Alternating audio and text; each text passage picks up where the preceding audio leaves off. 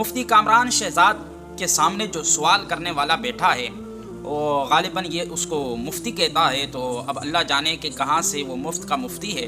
اس نے یہ کہا کہ انجینئر صاحب نے کشف المحجوب میں سے بھی وہ کلمہ نکال کر سنا دیا، اور اس کے بعد کیا ہوا، ان کی اور زیادہ مٹی پلیت ہو گئی۔ جیسے وہ ایک بڑی مشہور کتاب ہے کشف المحجوب، اس کے بارے میں آج کل کے علماء کہتے ہیں کہ جناب داتا صاحب یہ فرماتے ہیں کہ جب تک کوئی اس کتاب کو پڑھے گا نہیں وہ صوفی نہیں بن سکتا ہے۔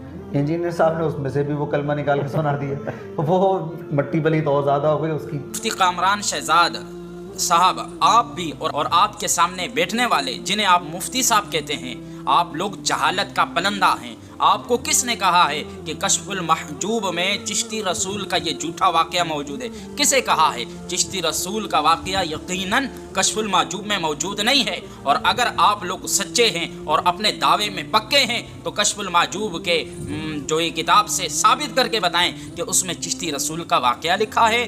جھوٹ بولتے ہو، شرم نہیں آتی ہے آپ لوگوں کو؟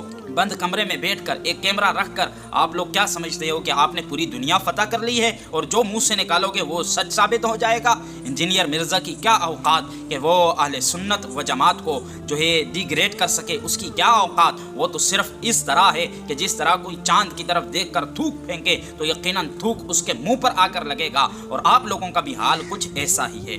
تو یہ پہلا پوائنٹ جس کی صورت میں انہوں نے اعتراض اٹھایا اور کہا دیکھو کشف المحجوب سے یہ واقعہ نکال دیا، انجینئر مرزا نے ان کی مٹی پلیت کر دی۔ انجینئر مرزا تو بند کمرے میں آپ لوگوں کی طرح چھپ کر پروپیگنڈا کرتا ہے اور کچھ نہیں کر سکتا۔